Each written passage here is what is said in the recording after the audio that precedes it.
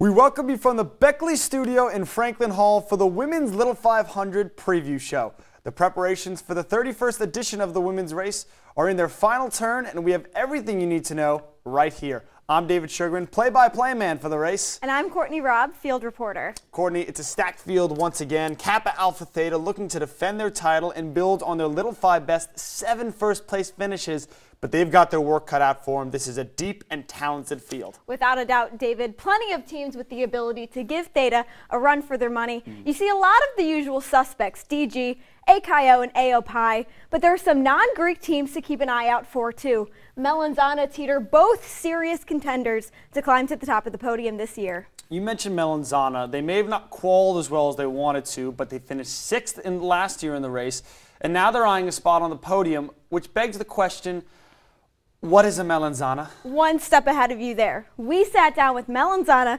prior to quals to find out the origin of their name. So, you want me to get it? You can. So when our team was created, one of the girls that founded the team had it on a pair of socks. They said Melanzana, and they were coming up with a name, and someone said, that's a cool name.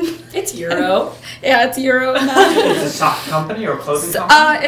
It's a clothing. Yeah. Outdoor clothing. An outdoor clothing company in Colorado, but the name Melanzana itself means eggplant in Italian. But technically, we're named after the clothing company. But our mascot is the eggplant. We make a lot of eggplant jokes. It runs through all of our group chats and our daily lives. And you can look at our Instagrams. They're all eggplant like innuendos. So it's part emoji, it's part clothing company, and they certainly seem to be having a fun time with it. How could they not when they're basically the jack of all trades?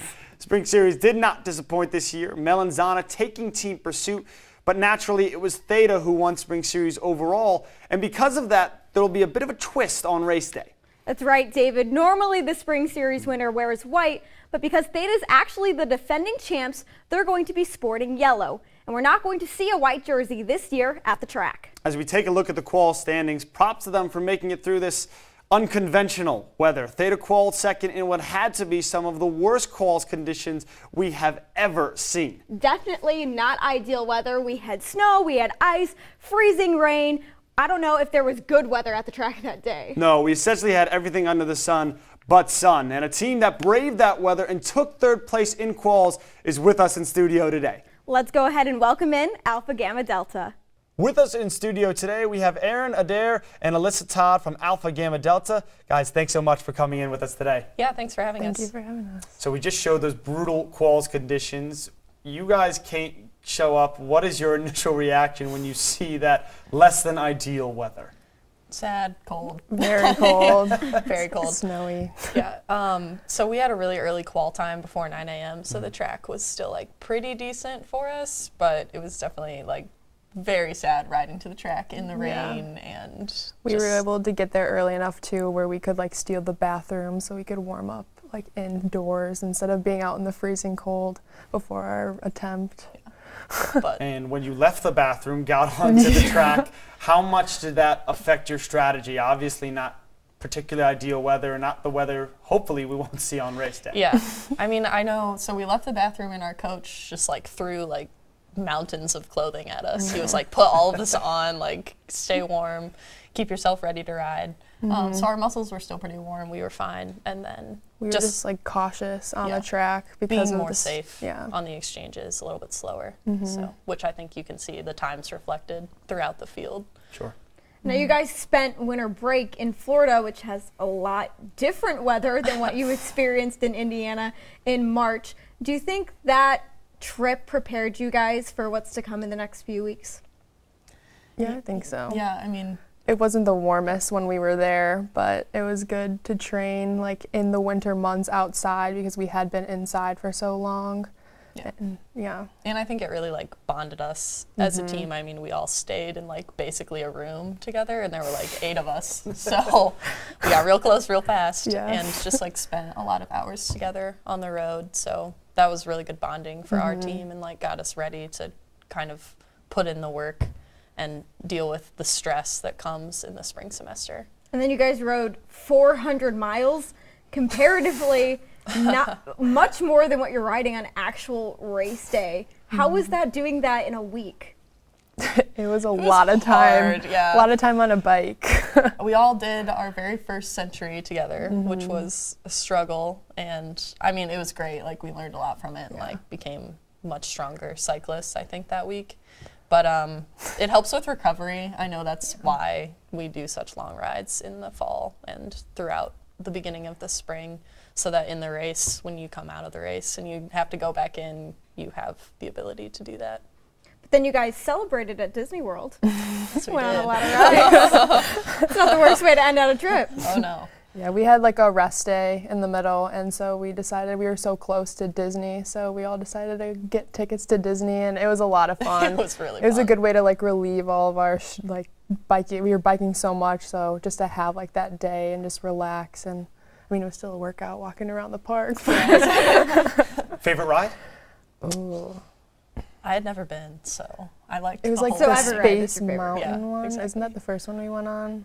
Yeah, Something Space like Mountain. that. That was really fun. That was fun. I don't know. We watched the fireworks too. Yeah. I cried a little bit, I'm not gonna lie. Does it compare to the pomp and circumstance of race day, or? Oh, race day is better. Yeah. I would pick race 100%. day over Disney every day.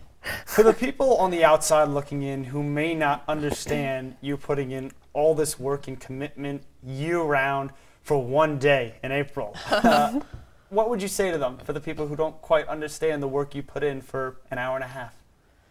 I'd say, I mean, personally, it's not just an hour and a half. Like, the one day is great, race day is great, and obviously with it being a week away, like, we're really looking forward to it, and it's going to be a really fun time. But it's like all of the commitment throughout the year and your teammates that you grow so close with, and like the people that you're riding for. I mean, that's why I do it. I think that's why our team does it. We're a really close team, so like competing together and being able to do fall series and spring series and just like experience Bloomington and the cycling community in this like special way is kind of why, like, what keeps us motivated throughout the year. So it's not just that one day for you, it's the entire year, which Yeah. is great because you spend all this time working so hard. Exactly. But we just want to thank you so much for coming in and joining us today and wish you the best of luck on race day. Thank you. Thank you. Yeah, thank you guys. Now, we've talked a lot of X's and O's so far, but Courtney, there's more to Little Five than just the strategy of it. Without a doubt, strategy is a huge part to the race, but every rider has their own reason as to why they take the track. 5U's Emily Mailman is no exception. Everyone wants to win the Little 500, that's for certain. But Emily Mailman hopes to come out of race day with something more. I hope he's seen like all that I've accomplished and that he's proud of me. After a 13-year battle with multiple sclerosis, avid cyclist Steve Mailman passed away on a Wednesday in 2003. Emily was just 4 years old. It's not really supposed to be a disease you die from, but unfortunately my father kind of had the worst end of it, so he ended up passing away from complications of MS. Years later, she signed up for her first cycling series, one dedicated to the fight against MS. I had just learned how to ride a bike. I was in 6th grade. I was like 12 or 13 years old. I was like, Mom, we should do this. It sounds kind of cool. And she's like, yeah, Emily. Sure. She didn't think I was going to do it. Captain of her dance team in high school, biking took a back seat in Mailman's life. But then she came to Indiana University and joined her sorority.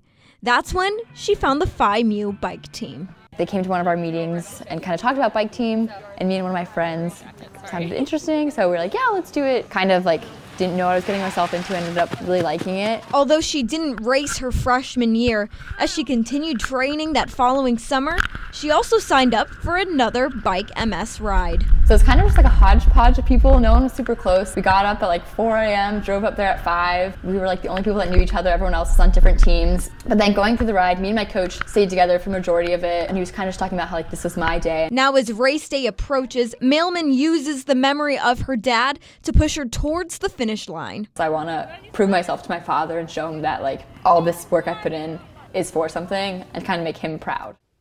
What a great story, and not to mention Phi Mu qualifying 6th. They'll be in the mix on race day, but it's stories like this that make Little Five so special. I, for one, will be watching out to see if Mailman delivers on race day.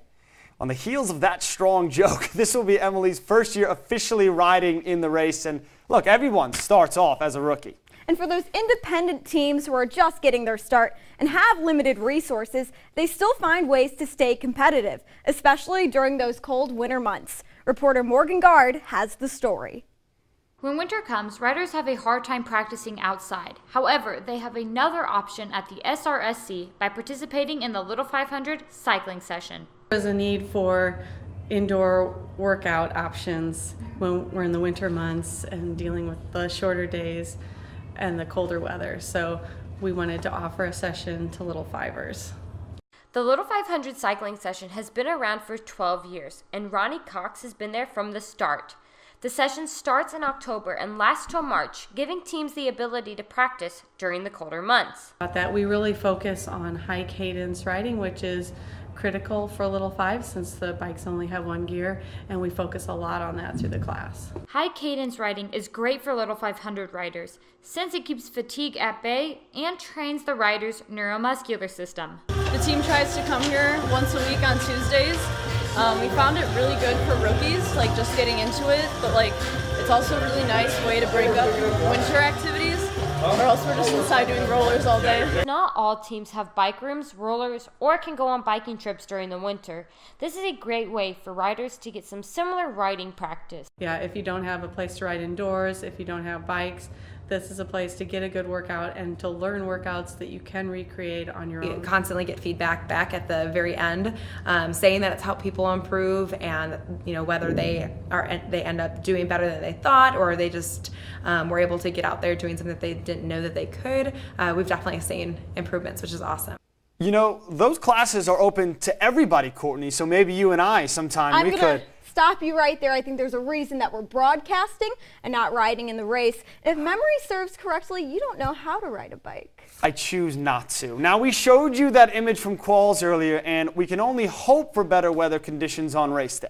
In a perfect world, we can expect to see 60, 65 degrees, a little bit of clouds, no wind. That's going to be a huge factor. But a little bit of rain can actually make the track more compact and make it a little bit faster. Now, we certainly can't predict the weather. We can't predict the winner of this race, but we can predict it's going to be another fun one, Courtney. Absolutely. And I'm really hoping that we'll have some good weather to follow it.